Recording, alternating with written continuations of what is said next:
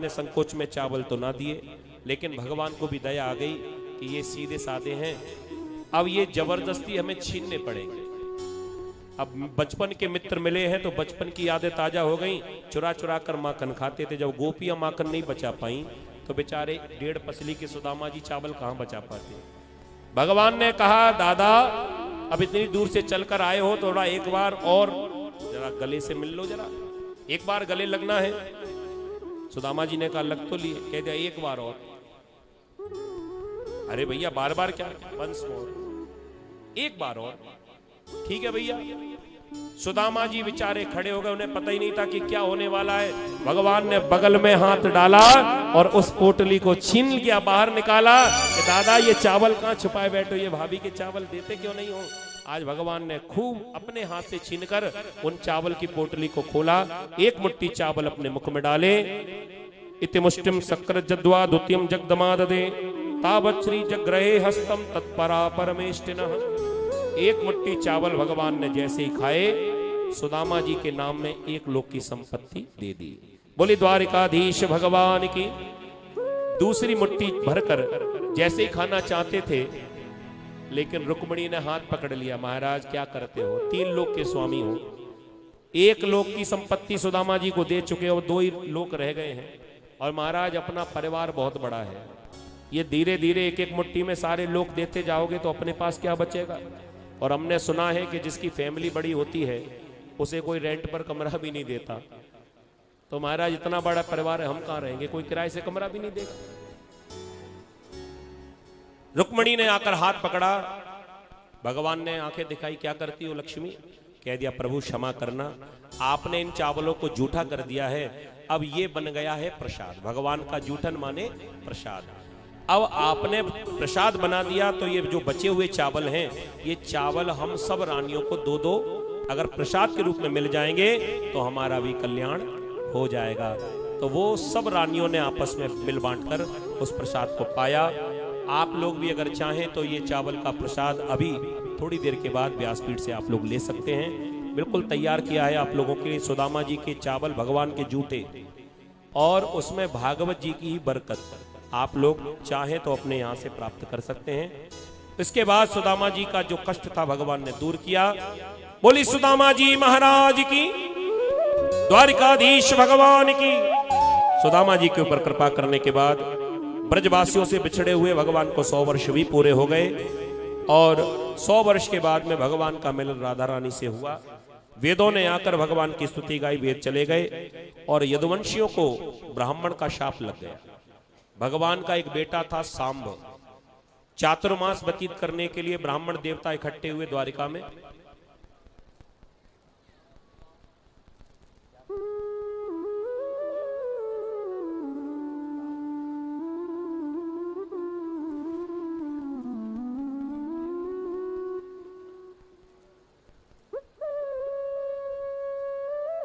सुखदेव जी महाराज वर्णन करते हैं, भगवान ने सुदामा जी के ऊपर कृपा की। हमारे भाई साहब का कहना है कि सुदामा जी कथा थोड़ी और चलनी चाहिए। 8:30 तो बज गए, और चला बे। लोग कछु तो कह रहे रहने दो, चलो थोड़ा जल्दी जल्दी सुन लीजिए। विश्वकर्मा को आदेश दिया, सुंदर सा सोने का महल सुदामा जी का बनाकर तैयार कर दिया, और भगवान ने सुदामा जी को देखा। ऐसा संत कहते हैं कि भगवान के यहां पर ज्यादा नहीं रुके सुदामा जी, 2 दिन 3 दिन रुकने के बाद में इनको अपने घर की याद आ गई कि अब हमको घर जाना चाहिए। सुदामा जी ने कहा लाला अब हम चलेंगे। भगवान ने कहा ठीक है चले जाओ, थोड़े दिन और रहते। कह दिया नहीं, मन में सोच रहे हैं कि हम मखमली गद्दों पर सो कर हमारी आदत बिगड़ जाएगी, जब घर जाएंगे तो टूटी चारपाई पर हमको नींद नहीं आएगी, तो अब हमको चलना चाहिए। सुदामा जी महाराज जाने की आज्ञा पाने लगे कि बस हमें आज्ञा दो, हम जा रहे हैं, तेरी भाभी घर में अकेली होगी, अब हमको जाना चाहिए। भगवान ने बड़े सहज में कह दिया ठीक है दादा चले जाओ। अब ऐसा संतों का भाव मिलता है, कथा में तो नहीं लिखा, लेकिन सुदामा जी के मन में ऐसा आया कि सुशीला तो कह रही थी कि भगवान के पास जाएंगे तो दरिद्रता मिट जाएगी, भगवान कुछ ना कुछ देंगे। और ऐसा भी नियम है जब कुछ लेकर जाते हैं तो कुछ लेकर भी आते हैं। तो इसने हमारे 4 मुट्ठी चावल और रख लिए, बदले में कुछ दिया नहीं। शायद ध्यान भूल गया होगा, प्रेशर ज्यादा होता ना, राजा महाराजा बहुत बड़े। मैं याद दिला देता हूं। सुदामा जी ने जाते जाते कह दिया, लाला कन्हैया, हाँ भैया अब हम जा रहे हैं। भगवान ने कहा चले जाओ। सुदामा जी को बड़ा अचंभा हुआ, ये तो कुछ कह ही नहीं रहा है। वो सुशीला ने जो 4 मुट्ठी चावल दिए थे शायद ध्यान नहीं रहा होगा, फिर ध्यान दिलाया, कन्हैया हाँ भैया, वो तेरी भाभी से कहा कहनो है, शायद याद आ जाए कि टंडुल दिए थे, चावल दिए थे, तो लौट कर कुछ मिलेगा कि नहीं। भाभी से कहा कहनो है। हाँ हाँ याद आया दादा, आ जाओ आ जाओ। सुदामा जी को लगा कि चलो याद तो आया। भगवान के पास सुदामा जी चल कर आए, कहा कहनो तेरी भाभी से। भगवान कहने लगे, दादा भाभी ते मेरी राम राम कह दी। सुदामा जी को तो बड़ा बुरा लगा, ये तो हम कह ही देते, लेकिन कुछ दिया नहीं। चलो कोई बात नहीं, हमें तो इच्छा नहीं थी, लेकिन सुशीला को बहुत इच्छा थी। अब मैं जाकर कहूंगा सुशीला ले बल्ले कुठीला। चलो कोई बात नहीं, जैसी कन्हैया की इच्छा, राधे राधे करते हुए प्रणाम करते हुए सुदामा जी तो चले गए।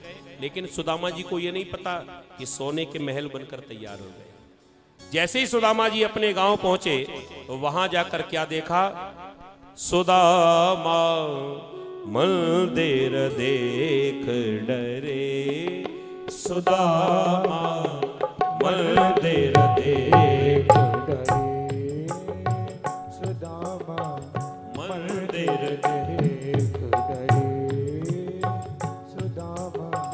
यहाँ तो थी मेरी टूटी झुपड़िया, यहाँ तो थी मेरी टूटी झुपड़िया, अब कंचन महल खड़े, सुदामा कंचन महल खड़े, सुदामा मंदिर देख डरे, सुदामा मंदिर देख डरे, सुदामा मंदिर देख, मंदिर देख डरे, मंदिर देख डरे।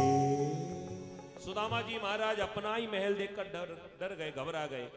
यहां तो मेरी कुटिया हुआ करती थी, ये कहां आ गए हम। द्वारपाल दरवाजे पर खड़ा था, भैया ये कौन सा नगर है। सोच रहे थे कि भूल तो नहीं गए, दूसरी कॉलोनी में आ गए हो। कौन सा नगर है, कह दिया सुदामापुरी। बड़ा अचंभा हुआ, मैं ही तो रहता था वहां पर, लेकिन ये महल, ये किसके महल है जी। मन में सोच रहे थे कि कोई हमारे जाने के बाद राजा आया होगा, हमारी जो झोंपड़ी थी उसे हटा दिया और यहां पर अपना कब्जा ठोक दिया और अपना महल बना दिया। यहां के राजा कौन है।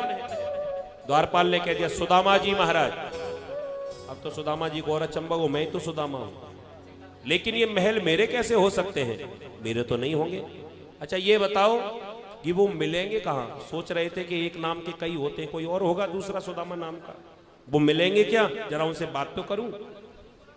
द्वारपाल कहने लगा कि वो अपने मित्र कृष्ण से मिलने के लिए गए हैं द्वारिका। अब तो इतना अचंभा हो गया, मैं ही सुदामा, मैं ही अपने मित्र से मिलने के लिए गया था, मैं ही यहां रहता था, लेकिन ये महल मेरे नहीं हो सकते। कभी कभी ऐसा होता है ना, प्रभु की कृपा कितनी हो रही है हमारे ऊपर, हमको भरोसा नहीं होता, हमें मालूम नहीं चलता। सुदामा जी को भी पता नहीं चल रहा है, ये महल मेरे नहीं हो सकते, ये बताओ कि यहां कोई और मिलेगा। द्वारपाल ने कह दिया महाराज हमारी तो नई ज्वाइनिंग है, हमें ज्यादा पता नहीं। तो किससे मिले, कह दिया रानी को खबर दे सकते हैं, तो रानी को बुलवा लो। जैसे ही खबर पहुंचाई गई कि महारानी दरवाजे पर कोई ब्राह्मण देवता आए हैं, और जैसे ही महारानी ने छत से देखा ये तो मेरे ही पति हैं, तो सब छोड़कर छमछम करती हुई जैसे ही आई, महाराज प्रणाम। सुदामा जी कहने लगे सौभाग्यवती भव, महारानी हमारी फैमिली रहती थी यहाँ पर, कहीं आपने देखा है क्या। सुशीला कहने लगी महाराज मैं ही तो सुशीला हूं, मुझे पहचानो। आपने मुझे पहचाना नहीं। सुशीला की जैसी आवाज सुनी, सुदामा जी चकित रह गए। सुशीला कहां से आ गए तेरे दो दो चुटीला, कहां तो तू अपने बालों को बांधती तक नहीं थी, आज तेरे इतने सुंदर श्रृंगार ये कहां से बने। कह दिया सब द्वारिकाधीश की कृपा से। द्वारकाधीश ने कृपा की और आज इतने सुंदर सुंदर महल बनकर तैयार हो गए। सुदामा जी को बड़ा अफसोस हुआ अपनी करनी पर कि मैं तो कन्हैया के लिए न जाने क्या क्या सोच रहा था, मुझे कुछ नहीं दिया, मुझे कुछ नहीं दिया। अरे मैंने ही क्या दिया था उसको, केवल 4 मुट्ठी चावल दिए थे, और 4 मुट्ठी के चावल में इतना सोने का महल कोई दे सकता है तो केवल द्वारकाधीश दे सकता है, दुनिया में और कोई नहीं दे सकता। देने वाले भगवान है। 10 रुपए का प्रसाद चढ़ाते हैं और दुनिया भर का 10 लाख का यानी 20 लाख का प्लेट मांग लेते। 10 लाख का तो आता भी नहीं है। ऐसा कौन ठेकेदार होगा जो 10 रुपए के दूध में 10 रुपए का दूध शिव जी पर चढ़ाओ, 10 रुपए के प्रसाद भगवान पर चढ़ाओ, हे भगवान मेरी बिटिया का विवाह हो जाए। 10 रुपए में होता है क्या कहीं? लेकिन ये भगवान ही कर सकते हैं। प्रभु की ऐसी कृपा। आज सुदामा जी महाराज ने देखा, सुशीला तुमको महल चाहिए थे, मुझको कृष्ण का दर्शन चाहिए था, तुम्हारी भी इच्छा पूरी हो गई और आज मेरी भी इच्छा पूरी हो गई। अब